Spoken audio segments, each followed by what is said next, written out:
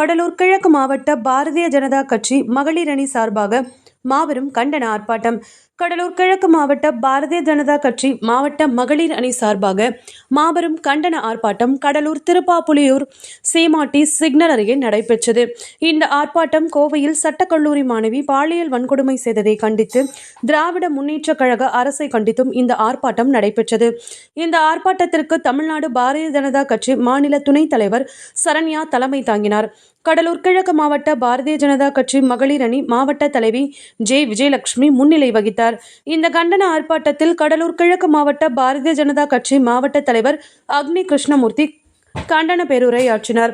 இந்த ஆர்ப்பாட்டத்தில் கடலூர் மேற்கு மாநகர தலைவர் அருண், மாநகர பொதுச் செயலாளர்கள் சாமந்தி, அஷ்டலட்சுமி, மாவட்ட துணைத் தலைவர்கள் கருணாம்பிகை, தமிழ்ச்செல்வி, ஜானகி, பொருளாளர் ஜனனி, மாவட்ட செயலாளர்கள் அன்பரசி, சத்யா, பிரியா உள்ளிட்ட கடலூர் கிழக்கு மாவட்ட பாரதிய ஜனதா கட்சி மாநில, மாவட்ட, ஒன்றிய மற்றும் மாநகர அணிப்பிரிவு நிர்வாகிகள் 50க்கும் மேற்பட்ட பெண்கள் உட்பட 150 பேர் கலந்து கொண்டனர்.